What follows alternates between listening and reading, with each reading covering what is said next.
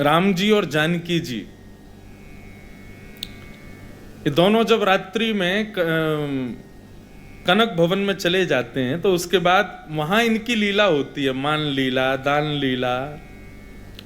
हमारे कन्हैया तो बेचारे बेमतलब में बदनाम कर दिए, इनके गुरुजी तो राम जी हैं। राम जी ने जितनी लीला करी हैं उन लीला जो अधूरी रह गई वो ठाकुर जी ने करी हमारे इनने। तो राम जी तो बड़े लीला पुरुषोत्तम, राम जी भी खूब है, लेकिन हाँ थोड़े संकुचित हैं, संकोची हैं। तो कनक भवन में आज रात में राम जी से श्री जी बोली, किशोरी जी, सीता जी बोले कि आज कछु नयो करेंगे लीला में। बोले कहा करनो है? अच्छा, लीला की बात आती तो हमारी ब्रजभाषा ही निकलती है, भले ही राम जी के चरित्र की हो। राम जी बोले क्या करेंगे? बोले आज एक काम करो, हम बनेंगी राम, तुम बनो सीता। राम जी बोले नहीं नहीं, ये सब उचित नहीं है, आप ऐसे ही रहो, हम ऐसे ही रहते हैं, ऐसी कोई नहीं। बोले नहीं नहीं नहीं, आज तो आप हमारा श्रृंगार करो और हम आपका धनुष बाण और मुकुट धारण करेंगे। नहीं मानी श्री जी तो फिर राम जी मान गए, बोले ठीक है करेंगे। तो पहले तो श्री जी राघव के वेश में आई, किशोरी जी, सीता जी। उनको देख करके राम जी बड़े आनंदित हो गए, वाह आप बड़ी प्यारी लग रही हो, बड़ी सुंदर लग रही हो, नजर उतारी। श्री जी बोले अब आप जाओ, अपना श्रृंगार करके आओ। तो राम जी गए और राम जी जैसे ही श्री जी को रूप धारण करके आए ना, तो श्री जी को मूर्छा आ गई, नेत्र बंद होने लगे, गिरन लगी। राम जी ने संभाली, कहा भाई? बोले कि आप या तो कोई काजल आदि कैसे भी रूप बिगाड़ के आओ अपना, नहीं तो हम देख नहीं पा रहे हैं, इतने सुंदर लग रहे हो आप कि हमें मूर्छा आ जाएगी अभी। तो फिर राम जी थोड़ा काजल बिगाड़ के आए, तब सीता जी ने उनको निहारा। क्यों? बोले आप पूर्ण व्यवस्थित श्रृंगार में रहोगे तो हम देख ही नहीं पाएंगे आपको। तो राम जी बेचारे अपने काजल वाजल बिगाड़ के आए, तब सीता जी बोले हाँ अब ठीक है। तो रात्रि में आज किशोरी जी राम जी बनी है और राम जी किशोरी जी बने। लेकिन बंधुओं, यहां कनक भवन के भीतर की लीला कोई और तो है नहीं, लेकिन बाहर सरजू जी के तट पर बैठे हुए गुरु वशिष्ठ वो नेत्रबंद करके रात भर श्री जी और ठाकुर जी का स्मरण करते थे। भले ही सूर्योदय के बाद गुरु रूप में रहते थे, लेकिन रात्रि में वो अपने भक्ति भाव में आ जाते थे। तो रात्रि में आज जैसे ही उन्होंने ध्यान लगाया, नेत्रबंद किए, तो क्या देखा? राम जी तो गोरे हो गए हैं और श्री जी जो है सांवली हो गई हैं। क्यों? बोले आज तो अदला बदली हो गई ना। अंतःपुर का दर्शन उनको जैसे ही ध्यान में हुआ तो वो तो विचलित हो गए। बोले ये क्या हुआ? ये मुकुट पहन के धनुष धारण करके राम जी बड़े गोरे गोरे घूम रहे हैं और हमारी जानकी जी आज सांवली हो गई हैं। ये परिवर्तन कैसे हुआ? थोड़ी बहुत देर तो उन्होंने दर्शन किया, लेकिन उनके मन को समझ नहीं आया कि हो क्या रहा है। इतने में कमंडल उठाया, निकल गए कनक भवन की ओर। बोले चल के देखूं क्या हो रहा है। अब जैसे ही गुरुदेव आए तो बाहर से सखियों ने नारे लगाए, बोले सावधान गुरुदेव पधार रहे हैं। जैसे ही राम जी ने सुना, राम जी भागे। बोले अरे गुरुदेव आ रहे। गुरुदेव के लिए कोई रोक टोक नहीं थी, वो जब चाहे तब पहुंच जाए राम जी के कक्ष में। राम जी भागे, गुरु अपनी चुनरी फुनरी उतारे, बोले जल्दी जल्दी बदलो, गुरु जी आ जाएंगे अभी। काजल वाजल मिटाए, मुख की लालिमा ठीक करी, श्रृंगार विंगार सब उतारा। जल्दी पल्दी राम जी अपने रूप में आ गए और श्री जी अपने रूप में आ गए। जैसे ही प्रमुख द्वार में भीतर प्रवेश हुआ, वशिष्ठ मुनि आए, राम जी ने चरणों में प्रणाम किया। प्रणाम भगवान। वशिष्ठ जी बोले हम देखने आए थे। बोले क्या गुरुजी कोई दिक्कत? नहीं दिक्कत नहीं, बस याद आ रही थी आप दोनों की, तो हमने कहा चलो देख लें चल के, सब ठीक तो है। लेकिन वशिष्ठ जी अपनी आंखें गाड़ के दोनों को देख रहे, कुछ तो गड़बड़ है। अंत में सब ठीक निकला तो वशिष्ठ जी वहां से जाने लगे, तो जाते जाते उनकी दृष्टि गई राम जी की मांग पे जो कि भरी हुई थी। और जैसे ही राम जी की मांग देखी सो वशिष्ठ जी मुस्कुरा गए। राम जी ने देखा ये कहाँ देख रहे हैं, जैसे ऐसे क्यों? बोले गुरु जी सब कृपा आपकी। नहीं नहीं आप लोग रहो, हम निकलते हैं। गुरु जी चरणों, आप किसी से कहना मत, आप तो अंतर्यामी हैं, माँ को मत बता। कोई बुराई नहीं, लेकिन सब परिहास करेंगे, आप किसी से कहना नहीं। वशिष्ठ जी के नेत्र सजल हो गए। राम जी कितने भोले हैं, हृदय से लगा लिया। बोले आप चिंता मत करो, हम किसी से नहीं कहेंगे। और वशिष्ठ जी ने ऐसी छुपाई बात की, आज हिसार में मंच पे हम सुना रहे हैं आपको, पूरी दुनिया को पता चल गई। ठाकुर जी की कितनी भी निज लीला हो, छुपी तो रहती नहीं है, सब पता चल जाता है सब लोगों को। कितनी भी अंतरंग चर्चा हो ठाकुर जी की, कोई छुपी है तो भगवान कृष्ण बोले पत्र पढ़ के सुनाओ। कितना भी निज हो, निज रहता कहां, हमारा तो सब तुरंत पुराणों में उल्लेखित हो जाता है। क्यों? ठाकुर जी की लीला निज क्यों नहीं रह पाती बंधु? उसके पीछे भी कारण है, क्योंकि भक्त अपनी भक्ति की साधना से नेत्र बंद करके ठाकुर जी को धारण करके हृदय में ही ठाकुर जी के उस मधुर गोपनीय रहस्य को देख लेता है। इसलिए ठाकुर जी की लीला निज नहीं रह पाती। चाहे स्वामी श्री हरदास जी हो, चाहे हितरवंश महाप्रभु हो, चाहे श्री जयदेव महाप्रभु हो, चाहे गोस्वामी तुलसीदास हो, चाहे वाल्मीकि हो, सबने ठाकुर जी के उन रहस्यों को कैसे लिख दिया? ये प्रत्यक्ष तो थे नहीं वहां पे। ठाकुर जी की भक्ति में ये भक्ति ही चाबी है, ठाकुर जी को नाम ही चाबी है उनके निज स्वरूप लीला को प्रकट करने का। भगवान बोले ब्राह्मण से पढ़ के सुनाओ पत्र में क्या भेजा है रुक्मणी ने। तो ब्राह्मण ने पहले श्लोक का पहला शब्द ही पढ़ा था, श्रुत्वा गुणान भुवन सुंदर शृण्वताम ते। अर्थ क्या है?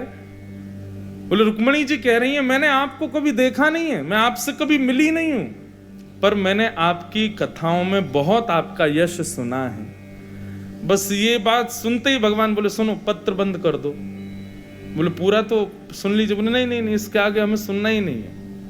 बोले तो क्या करें, पत्र वापस भेज दो? बोले नहीं, चलो ब्याह करके आते हैं इसी से जिसने तो ब्राह्मण बोला अरे पहले जान तो लीजिए, पहचान तो लीजिए, बाकी के गुण भी तो पूछ लीजिए, आगे के पत्र में थोड़ा देख लीजिए, थोड़ा हमसे जांच करवा लीजिए, कन्या कैसी है, नाक कैसी, आंख कैसी, परिवार कैसा। ठाकुर जी बोले इसने पत्र में जो पहली बात लिखी है ना, उसके आगे अब हमें कुछ नहीं देखना। वो कह रही हैं कि उनको मेरी कथा बहुत प्रिय है, श्रुत्वा गुणान भुवन सुंदर शृण्वताम ते। और वो कथा की रसिक हैं, कथा की प्रेमी हैं, इसलिए वो मुझे प्रिय है। चलो ब्याह करेंगे। और रुक्मणी जी से जाकर के ठाकुर जी ने ब्याह किया। कैसा स्वभाव स्वरूप है ठाकुर जी का। बस प्रिय भाव कोई प्रस्तुत कर दे तुरंत स्वीकार करते हैं उसको। तो करमेती बाई ने जिस दिन ब्याह था उसी दिन घर छोड़ के चली गई। क्यों?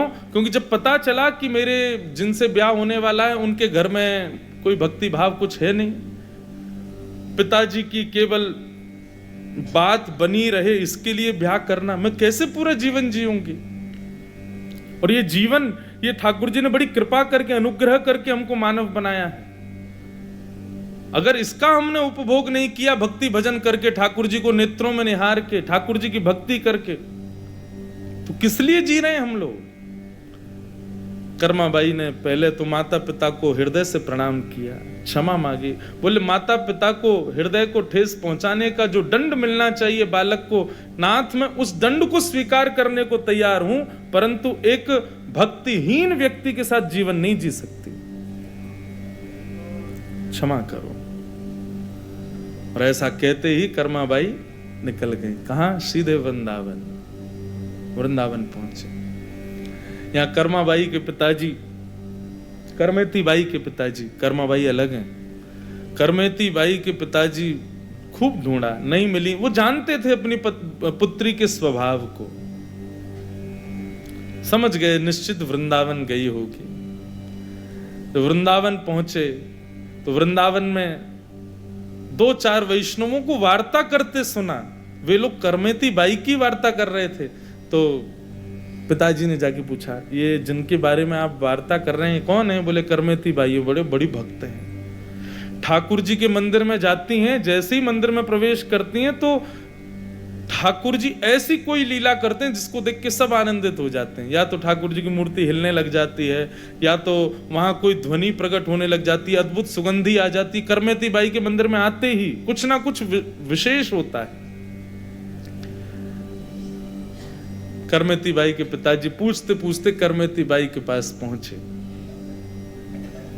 नेत्र बंद करके ध्यानस्थ एक आसन में बैठी राधे कृष्ण युगल मंत्र का जाप कर रही थी। अश्रुधार गिर रही है नेत्रों से। इस स्वरूप में अपनी पुत्री को देख करके विलक विलक करके रोने लगे। जब करमेती बाई के नेत्र खुले तो सामने रोते हुए पिताजी को देखा। उठ करके गई, नेत्रों के आंसू पहुंचे। बोली, बेटा तूने क्या किया? विवाह वाले दिन एक बार भी विचार नहीं किया अपने परिवार के बारे में, माता पिता के बारे में? छोड़ के भाग आई वहां से। तेरे पिता की नाक कट गई, पूरे नगर में मैं किसी को मुख दिखाने लायक नहीं रह गया। एक बार तो विचार, तुझसे ये उम्मीद नहीं थी कि तू ऐसे जाएगी। तू मुझे बोलती ना, मैं तेरे लिए घर बनवाता, यहाँ पे तेरे पति के साथ तुझे यहीं रखता, सब करने को व्यवस्थित कर देता। ऐसे आना ये कहां तक उचित था?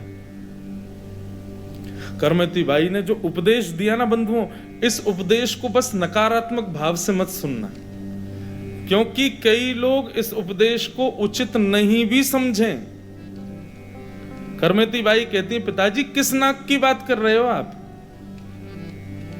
कौन सी नाक कट गई आपकी? आप केवल मान प्रतिष्ठा यश वैभव इसी को ही अपनी नाक समझते हैं, पर वास्तव में आपकी नाक तो है ही नहीं। क्यों? क्योंकि नाक तो उनकी मानो जो कृष्ण भजन करते हैं, जिनके पास कृष्ण नाम की संपत्ति हो, जिनके पास में वृंदावन युगल चंद की भक्ति हो, उनकी नाक होती है। जिनके पास वैभव होता है, ऐसे रावण की बहन थी शूर्पणखा, लक्ष्मण जी ने उसके नाक काट दिए। क्यों? राम की भक्ति नहीं थी हृदय में। पिताजी नाक तो आपकी पहले ही से कटी हुई है, मैंने क्या काटी? आपने कभी कृष्ण नाम गाया नहीं, कृष्ण भक्ति को पहचाना नहीं, भक्ति भाव को प्रधानता दी नहीं, कौन सी नाक की बात कर रहे हो आप? करमेती बाई का वो भाव सुन करके उनके पिताजी स्तब्ध रह गए, और स्तब्ध रह करके वास्तविकता में उन्होंने विचार किया कि मैंने आज तक क्या किया? केवल यश वैभव मान प्रतिष्ठा बनी रहे मेरी, इसी के लिए विचार किया, और उसी के लिए अपनी पुत्री को एक ऐसे अयोग्य घर में भेज रहा था। करमेती बाई की बात सुन करके उठ गए। ठीक है बेटा, तू प्रसन्न रहे, तेरी भक्ति बढ़े, बस माता पिता की ओर से इतना ही आशीष है कि तुझे अपने जीवन में श्याम सुंदर का साक्षात्कार हो जाए। जैसे ही जाने लगे, करमेती बाई ने अपने सेव्य ठाकुर जी अपने पिताजी को दे दिए। लो पिताजी, इनको ले जाओ, मेरा जो अभाव आपके और मां के जीवन में है वो ये पूर्ण कर देंगे। अब इन्हीं को ही अपनी करमेती बेटी समझ लेना, इन्हीं को ही अपना बेटा समझ लेना, इन्हीं की सेवा करो।